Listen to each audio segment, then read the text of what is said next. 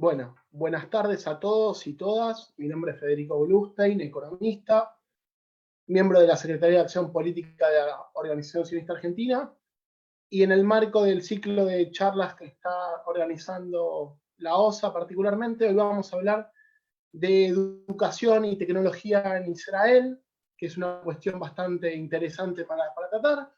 Antes de todo, le voy a dar el pie al presidente de la Organización Sionista Argentina para que dé la bienvenida a esta charla del día de hoy. Sergio Pickles.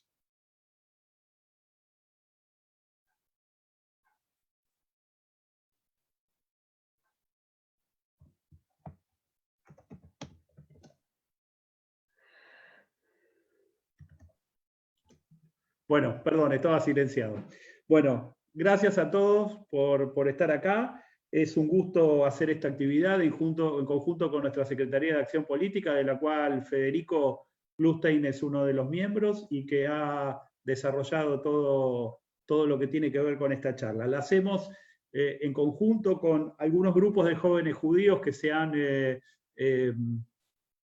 autoconvocado, digamos, o han encontrado formatos diversos para sus actividades en estos tiempos de pandemia, que por ahí ya estaban organizándose.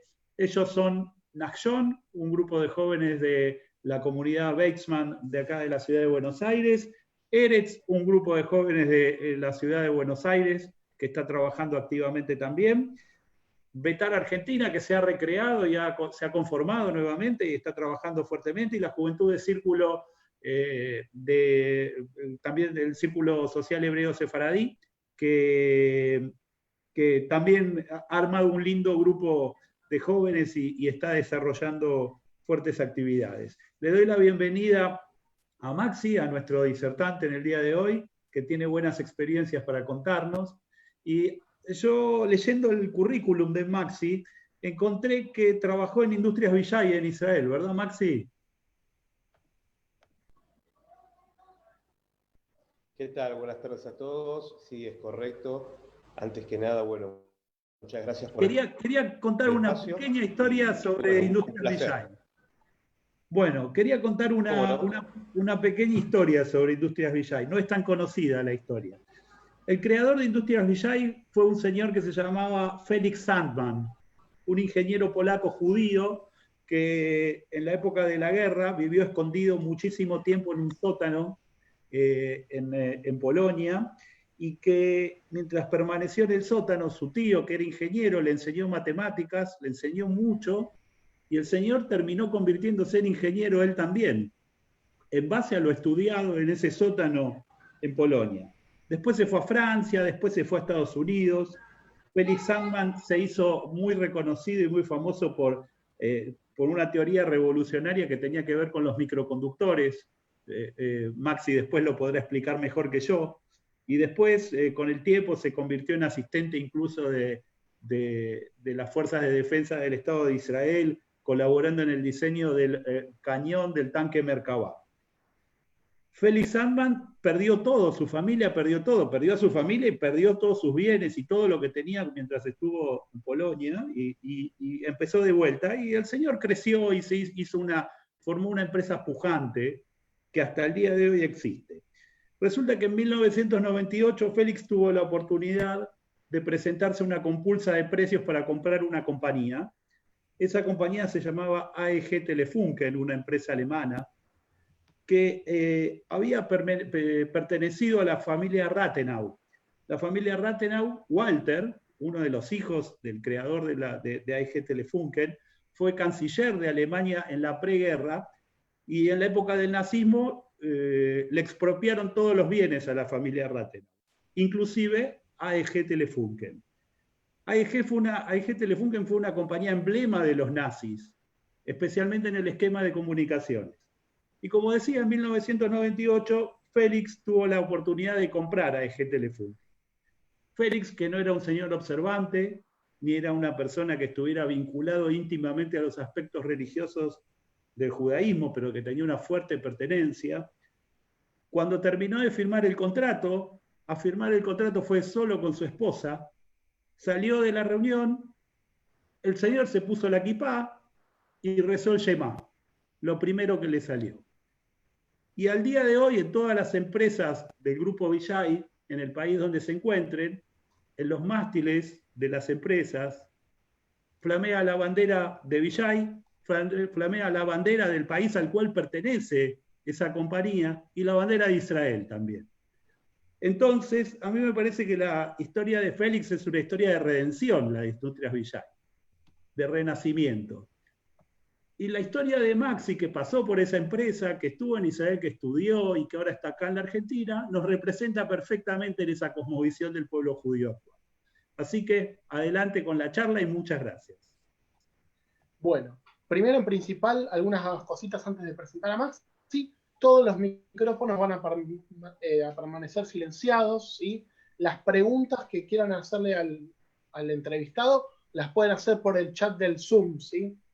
Y a medida que se vaya desarrollando la charla, las vamos a estar realizando. Bueno, antes de darle la bienvenida a Max y la introducción de esta charla, vamos a comentar un poquito de por qué nos atañe esta entrevista.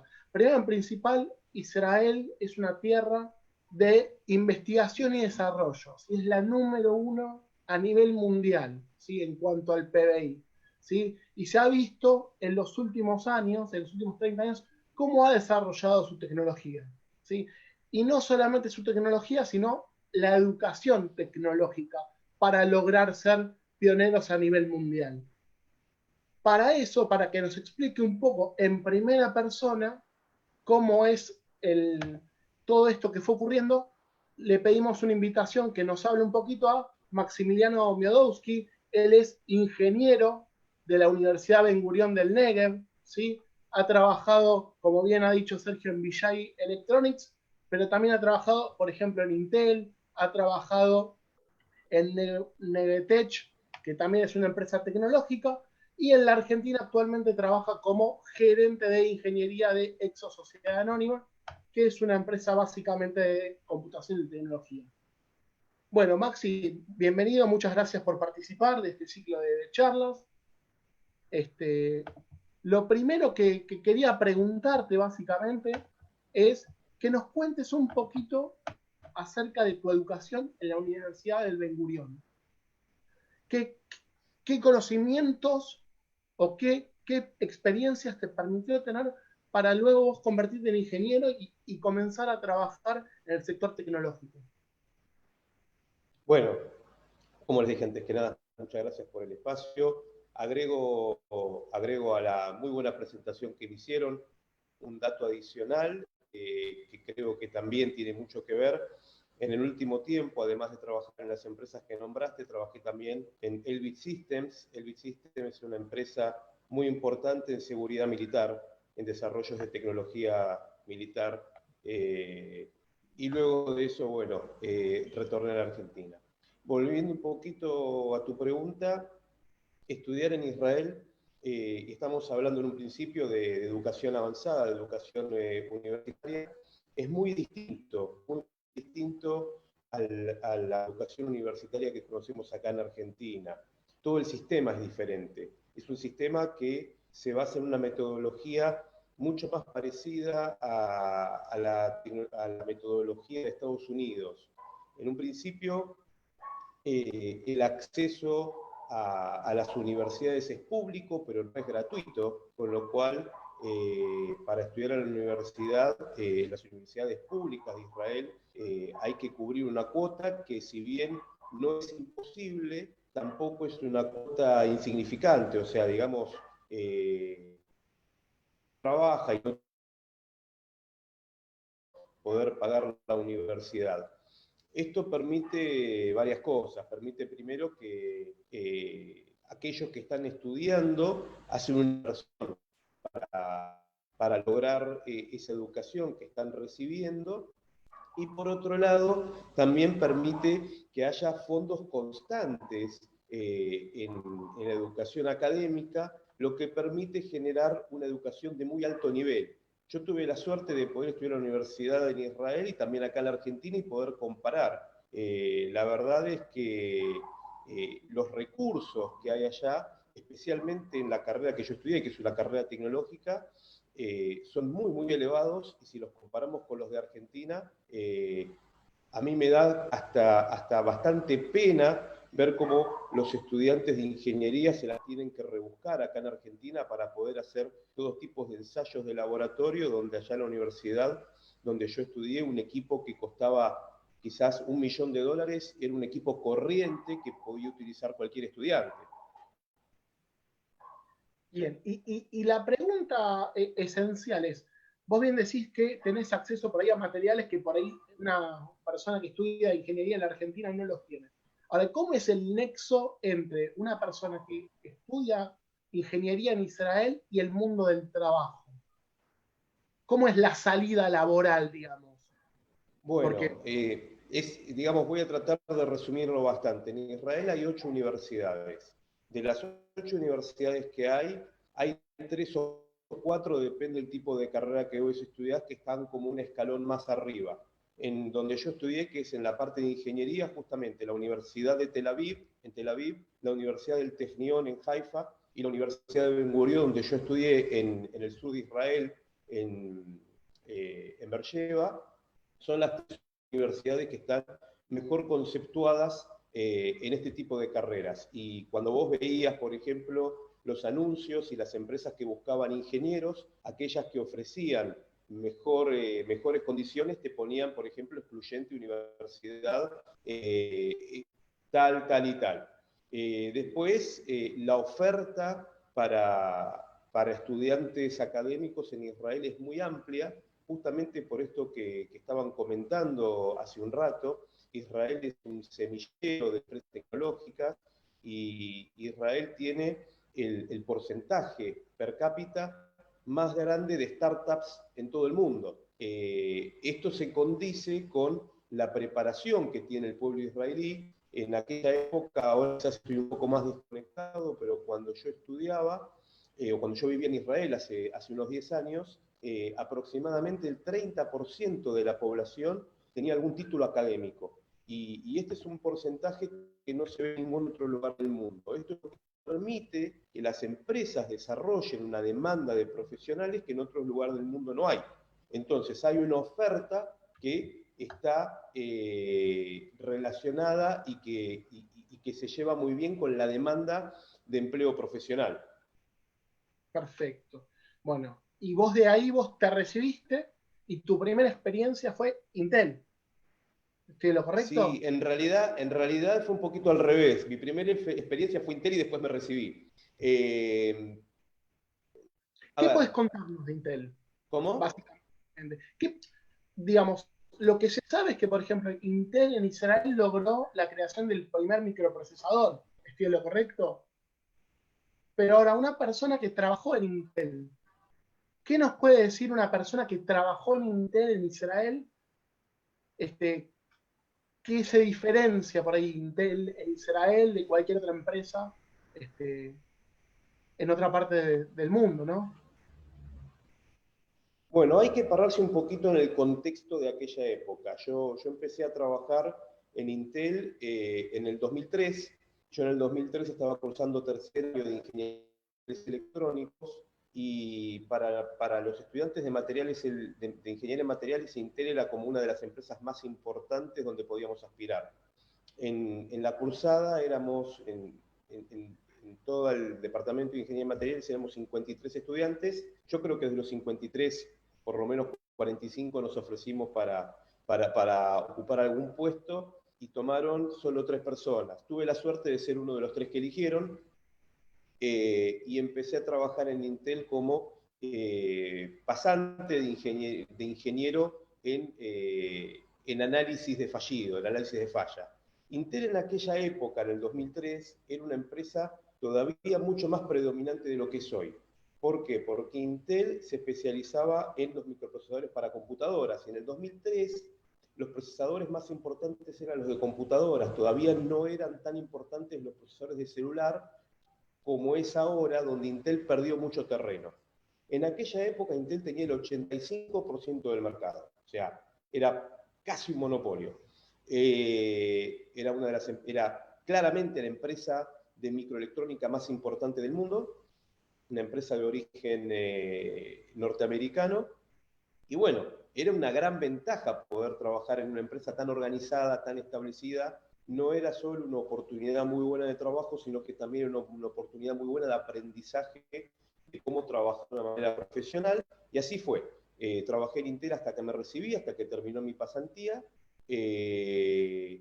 La verdad es que en Intel pude recibir todo el complemento que le faltaba a mi carrera. Por un lado tenía toda la teoría y la formación en la universidad, y por otro lado yo podía recibir todo lo que era la experiencia profesional dentro de una empresa líder en alta tecnología.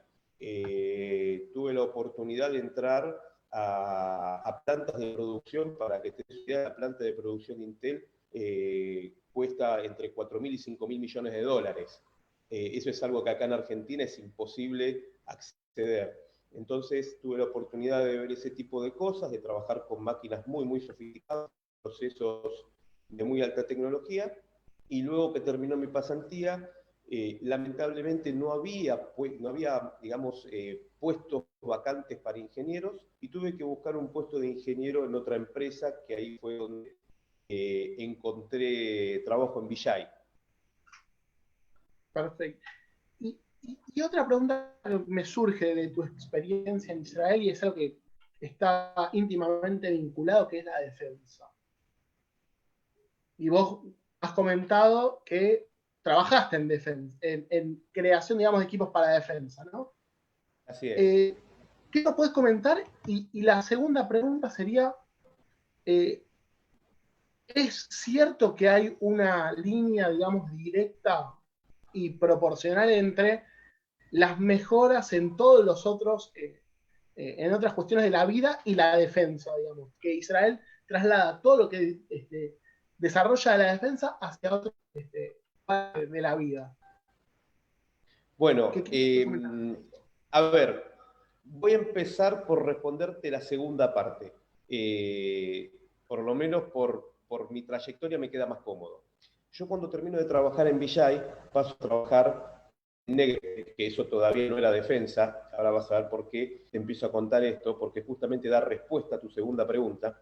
Negrtec era, lamentablemente Negrtec después cerró sus puertas, pero Negrtec era una de esas tantas startups que yo comentaba hace un rato. Las startups, muy por lo general, el 90%, quizás más, de las startups, el objetivo no es convertir esa empresa en una empresa grande y pujante, sino que el objetivo es que el startup desarrolle un producto novedoso o una patente y se venda a esa empresa como si toda esa empresa fuera un producto a una empresa mucho más grande.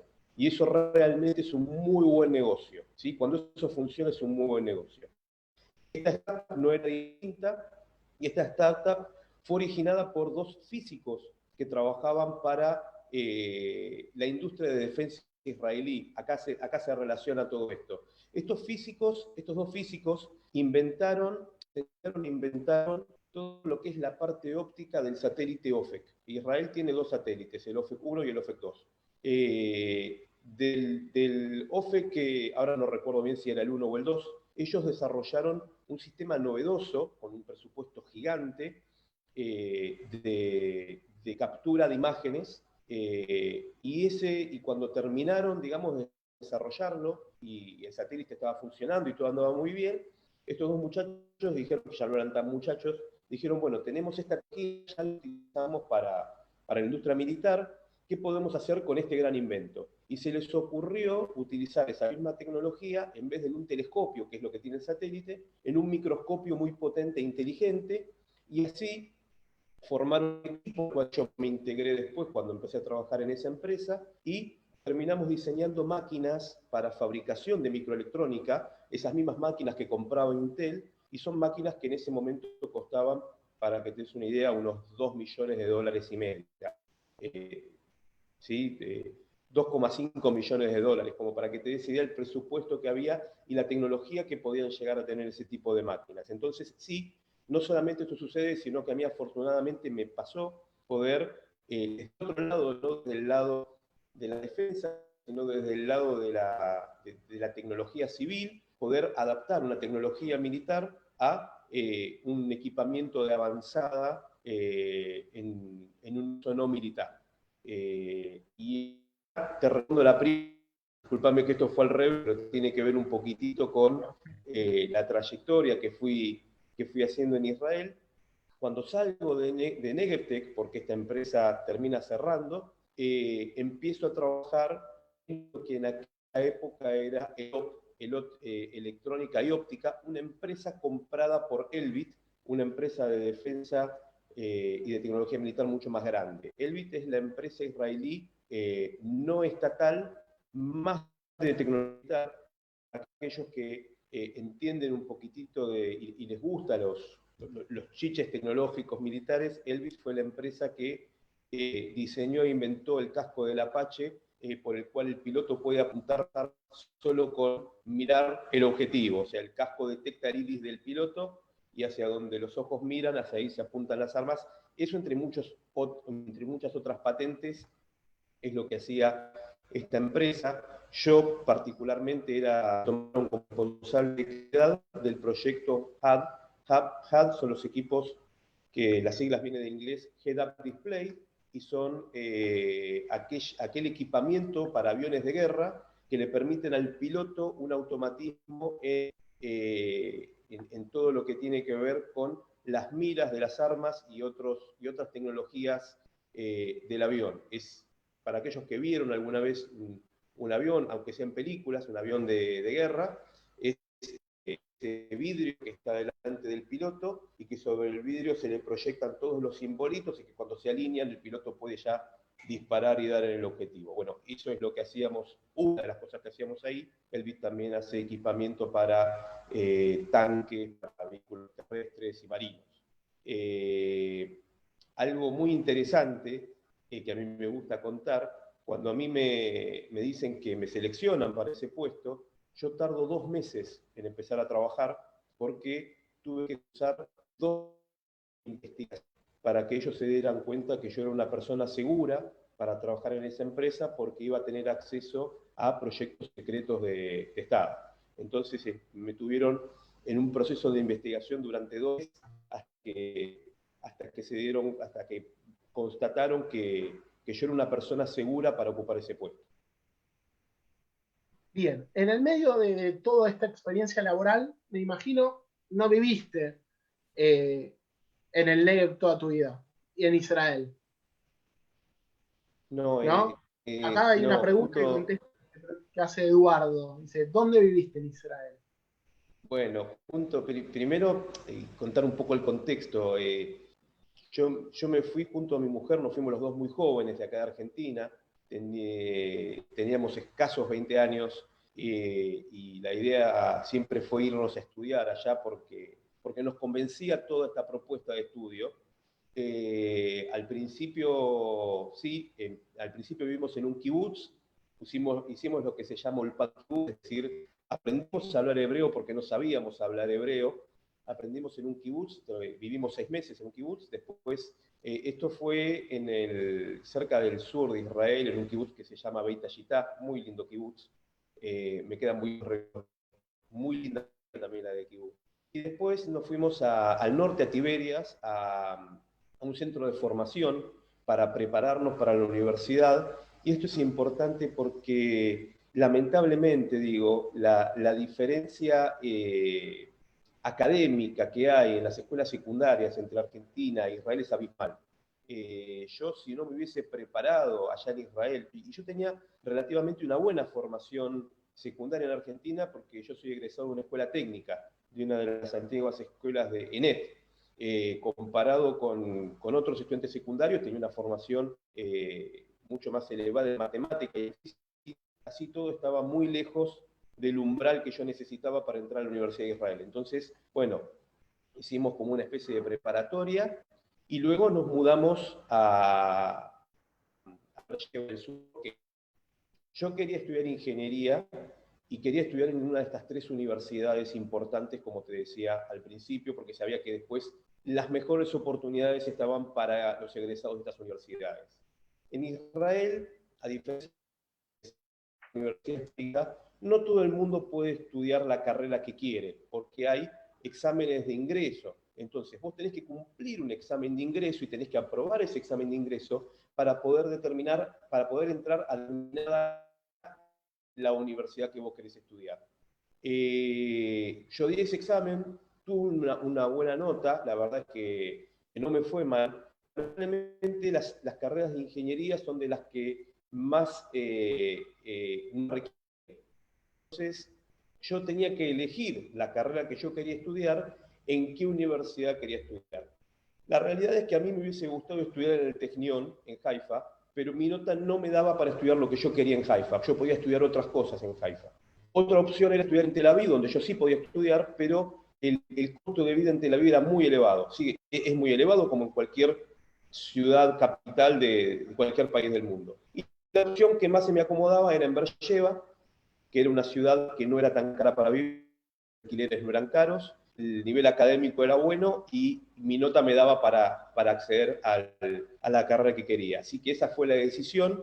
Yo tenía la oportunidad, si quería, de esperar un año, volver a dar el examen para ver si podía entrar en el Technion en Haifa, pero no quería perder un año y por eso terminé estudiando en Beersheba y viviendo 5 años. Ahí una vida muy, muy difícil porque yo tenía que estudiar y trabajar, mi mujer trabajaba mucho para poder mantenernos, nosotros no recibíamos ayuda de nadie, y lamentablemente, y acá hay una diferencia que comentamos con la educación de Argentina, la educación académica de Israel es tan intensa, es tan intensiva, que no está pensada para alguien que tiene que estudiar y trabajar. O sea, podés hacerlo, pero vas un poco en contra de la corriente. Para que vos te des una idea, yo pude recibirme de ingeniero en 4 años y medio, en una carrera de ingeniería que tiene una carga horaria igual o superior a las de Argentina. Acá en Argentina sería muy difícil, yo no digo que es imposible, pero sería muy difícil porque toda la educación está planteada de otra manera. Allá en Israel yo entraba a la universidad 5 días a la semana, a las 8 de la mañana y salía a las 6 de la tarde, ¿sí? No quedaba mucho tiempo para trabajar. Sin embargo, yo no tenía opción y salía a las 6 de la tarde y 6:30 de la tarde entraba a trabajar hasta las 12 de la noche, 1 de la mañana y así todos los días. Por eso te digo, los primeros años fueron muy duros, muy difíciles, pero vale la pena. Perfecto. Después de eso, te viniste para acá. Después de tu vida laboral. Sí, después de eso tuve, digamos, varias experiencias. Como te digo, terminé la universidad, me terminé yendo al norte, donde trabajé en Villay. Después de Villay me fui al centro del país, cerca de Tel Aviv, a una ciudad muy linda que guardo muchos recuerdos hermosos, que se llama Rehovot.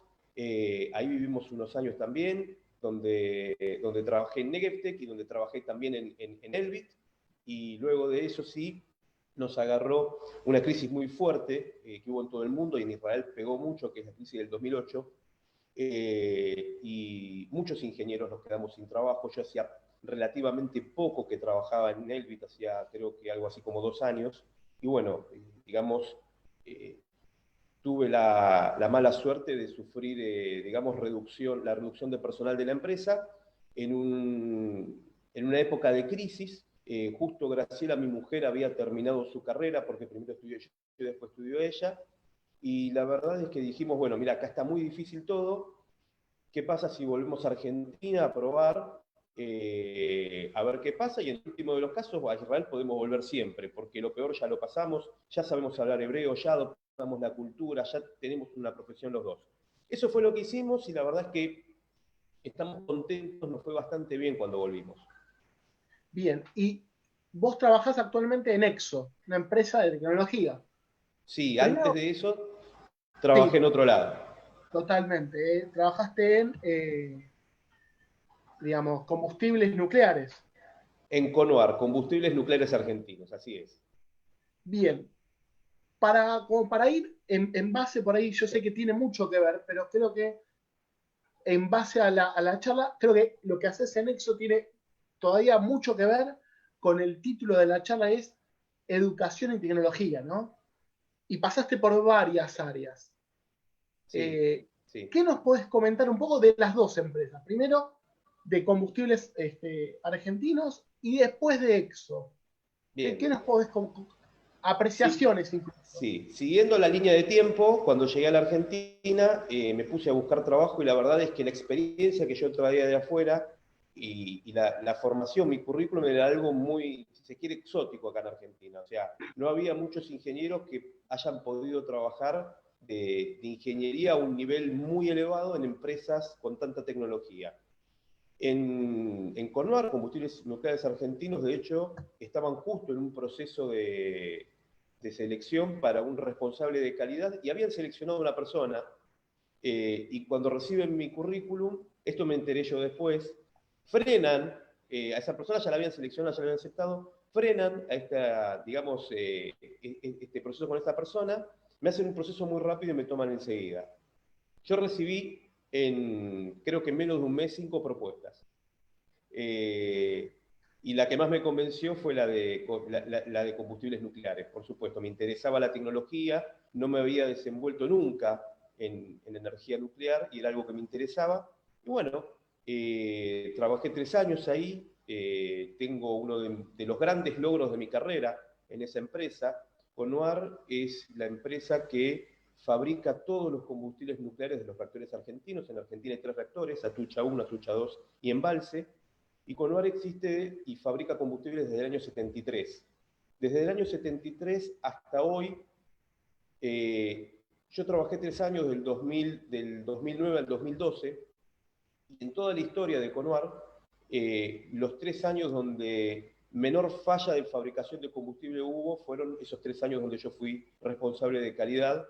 Me costó sudor y sangre porque me peleé con todo el mundo ahí adentro. Vine con una cultura que era muy distinta a la que había acá y me terminé peleando, digamos, en el buen sentido de la palabra, no peleando de verdad, pero sí teniendo muchos desacuerdos de trabajo con el sector de ingeniería, con el sector de producción. Para que te des una idea, yo empecé como responsable de calidad y a los 10 días que yo había empezado, paré la producción de los combustibles de Atucha 2. Atucha 2 en aquel momento era un proyecto insignia del gobierno de ese momento, estamos hablando del año 2009, para que hagan un poquitito con relación, iban a inaugurar Atucha 2, pero la verdad es que había un par de procesos que estaban mal certificados.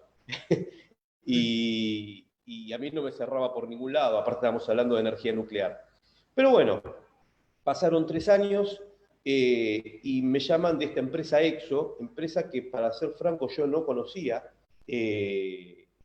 Todo lo que es la industria nuclear es como una burbuja dentro de lo que es la industria en general, porque no hay muchas empresas. Está la empresa que hace una cosa, la empresa que hace la otra, no hay competencia, entonces es todo como una burbuja. Y me llaman de EXO para hacer una propuesta muy alocada. Me proponían montar una planta de fabricación de placas electrónicas de alta complejidad acá en Argentina, cosa de que hacían solo un par de empresas en el sur, en Tierra del Fuego, pero esto era acá en Buenos Aires, y era un proyecto bastante aventurado. Cuando me contactan, yo realmente no conocía mucho la empresa, empecé a investigarla, vi que era una empresa de computadoras, dentro de todo una empresa que hacía mucho tiempo que funcionaba y que le iba bien, pero no me coincidía que empezaran a fabricar electrónica. Y en un momento le digo, termino hablando con el dueño de la empresa y le digo, mire, la verdad es que está todo muy lindo, pero hay que hacer una inversión muy grande acá. Me dice, sí, sí, yo ya la hice, me dice. Digo, ya compré las máquinas. Estamos hablando de máquinas que costaban, una línea costaba millones de dólares. Y le digo, bueno, hagamos una cosa, muéstreme las máquinas y seguimos hablando. Entonces, arreglamos eso, me mostró las máquinas, vi que hablaba en serio este hombre, muy serio. Y ahí me empecé a tomar la propuesta en serio, me conquistó la propuesta, me gustó mucho, era empezar a manejar prácticamente mi propia planta. Y bueno, me gustó y comencé con lo que en ese proyecto fue la planta de fabricación de electrónica de la primera empresa que empezó con el proyecto de Conectar Igualdad, la fabricación de computadoras en Argentina. Proyecto, digamos, muy complejo, fabricar electrónica a los niveles que se fabrica en China, que se fabrica en países como Singapur, que se estaba empezando a fabricar en países como Brasil, lamentablemente, en los últimos años la tecnología de Brasil nos ha sobrepasado, cosa que hace años atrás para poder, digamos, retomar el camino perdido, ¿no?, en la industria nacional. Fue realmente un desafío para todo, porque no solamente hacer andar las máquinas, que nadie sabía cómo hacerlas andar, también contratar al personal y capacitar al personal, porque la poca gente que sabía fabricar electrónica estaba en Tierra del Fuego. Acá en Buenos Aires no había gente que supiera fabricar electrónica. Yo tuve que armar, digamos, por un departamento que terminó siendo de 120 personas, y enseñarse a fabricar electrónica. Tomé gente de la industria autopartista, tomé gente de la industria de laboratorios médicos, de la industria de inyección de plástico, y les cambié el chip, ¿no? Le dije, bueno, ahora ya no es más un autoparte, ahora son placas electrónicas, y nos fue muy bien porque al final del proyecto terminamos siendo 11 empresas que participamos del proyecto Conectar Igualdad. Salimos, todos los años salimos como mejor proveedor, tanto en calidad como en producción. Llegamos a fabricar electrónica de alta complejidad con una tasa de falla del 0,3%. Esa tasa de falla en Sudamérica no existe, creo que la teníamos solamente nosotros. Empresas como Newsan, que hacía más de 11 años que fabricaban electrónica en Tierra del Fuego, no se acercaban a esa tasa de falla. Todo eso también un poco, con lo que vos me preguntás, con la cultura que venía, que pude aprender en Israel de abocarse todo a lo que es cero defectos, la mejora continua, poder lograr esos resultados, ¿no? Hasta el día de hoy sigo trabajando en la empresa y he pasado por múltiples proyectos. Ese fue quizás el proyecto puntapié y quizás uno de los más importantes que estuve en esa empresa, pero después pasé de ser de gerente de tecnología a ser gerente de ingeniería, como soy ahora, y ya hace varios años estoy a cargo del desarrollo de todos los productos nuevos de la empresa, de toda la parte de ingeniería, y en Exo, seguramente mucha gente debe conocer las computadoras de Exo porque tienen difusión masiva, pero no deben conocer muchos otros proyectos y productos y servicios que tenemos en Exo que no tienen tanta difusión masiva. En Exo tuve la oportunidad de desarrollar y diseñar productos electromédicos de diseño y fabricación nacional. Tuve la oportunidad también de diseñar impresoras 3D, de diseñar sistemas de energía solar, y ahora algo novedoso que estamos haciendo, también para dar un poquito de combate con esta actualidad que tenemos del coronavirus, la pandemia y todo lo que escuchamos en los noticieros, estamos desarrollando sistemas germicidas por luz ultravioleta. Y creo que somos de las empresas más avanzadas que estamos haciendo esto en Sudamérica. Bien. Para irme echando un poco de preguntas que están haciendo en el chat del Zoom y también para un poco de lo que habíamos hablado previamente. Primero un comentario. Acá Gabriel Traiman nos comenta que estuvo en la creación del Exo Training Center y fue el primer vicedirector del instituto. Así que por ahí posiblemente se conozcan gente en común, te diré, a pesar de que habrá sido hace más años, según me ha comentado. Y una de las preguntas, primero te quería preguntar antes de hacerte la pregunta y de mechar es, ¿vos creés que en Argentina o en Sudamérica podemos en algún momento llegar, no te digo a igualar, pero acercarnos a la tecnología que tiene Israel? ¿Y cuáles son tus apreciaciones de la tecnología en Israel? O sea, más allá de donde vos trabajaste. Sí, es una pregunta un poco ambiciosa, si se quiere. Hay que entender que son dos contextos completamente distintos, el de Israel y el de Argentina.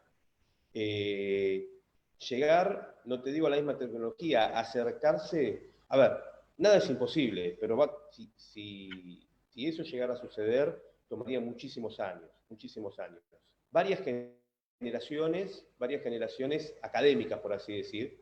En un principio hay que entender, como empezamos charlando en la reunión, Israel tiene todo un contexto ya preparado para empresas de desarrollo tecnológico que Argentina no tiene.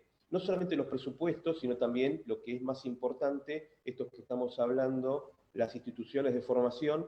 y la formación en sí en la población, ¿no? Como decíamos, Israel tiene un 30% de gente que tiene algún título académico, muchos de ellos en la parte tecnológica, y Argentina creo que está, yo no conozco el número, pero debe estar muy por debajo de eso. Entonces, si quisieran instalar una empresa de tecnología como las que hay en Israel, se va a ver limitada la cantidad de empresas que se podrían instalar por la oferta de profesionales.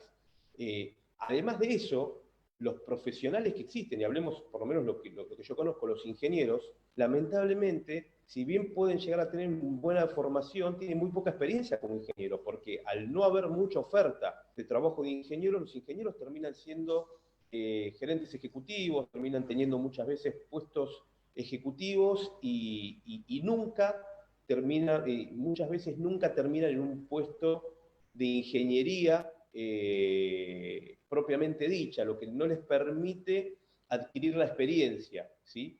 Por supuesto que hay muchos casos que esto no es así, que sí, que hay ingenieros que trabajan como ingenieros y que tienen esa experiencia.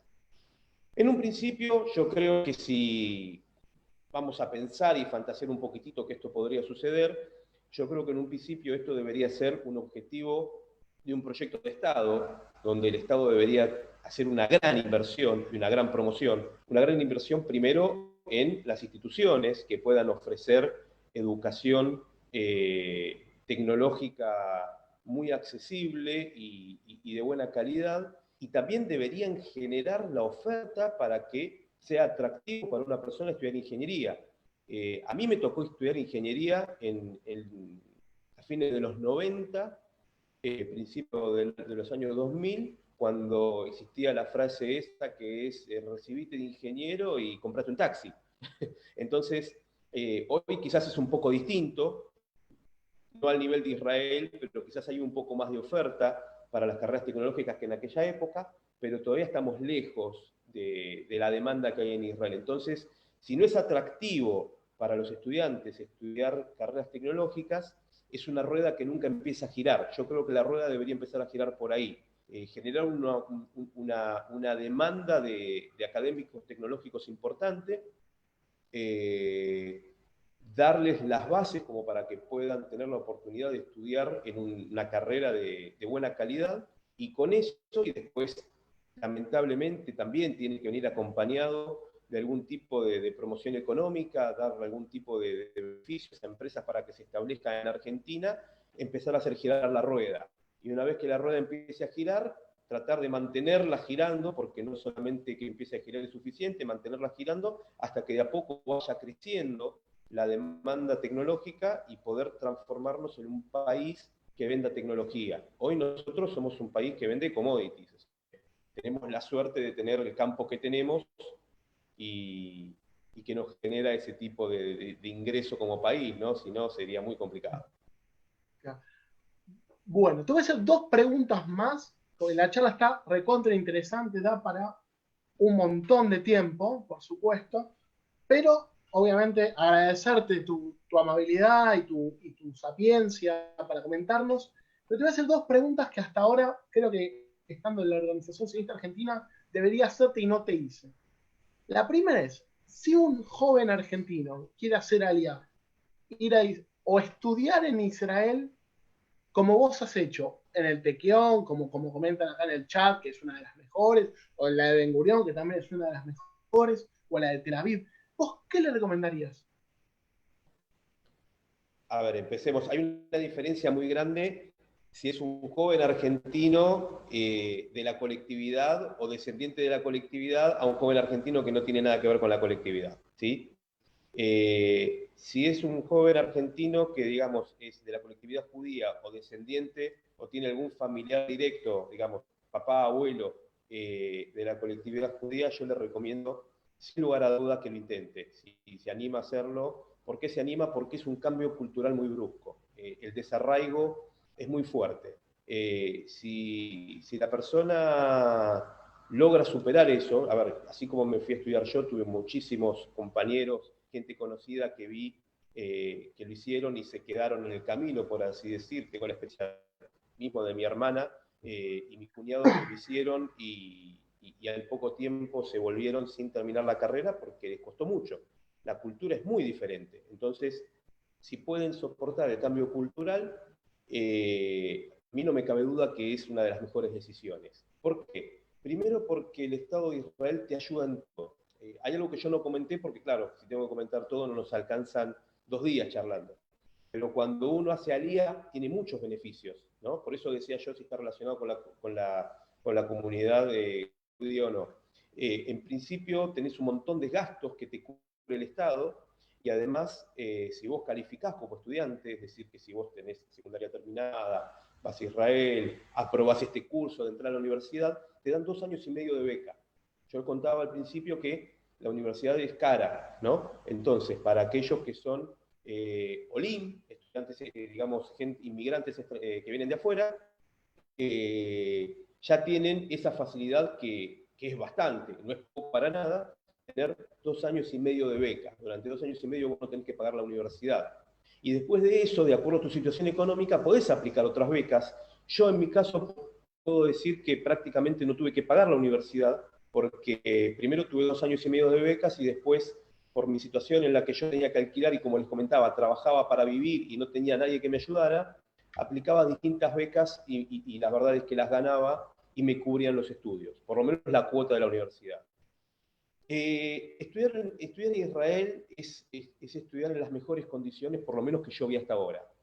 En todo sentido. Primero, como les decía, en la organización académica, ir a estudiar ahí está todo muy organizado, te la hacen fácil, por así decir, no que te la hacen fácil que te dejan aprobar, porque aprobar no es fácil para nada, pero estudiar te la hacen fácil, te dan todos los medios necesarios para que vos estudies y lo que no tenés, ellos te lo consiguen.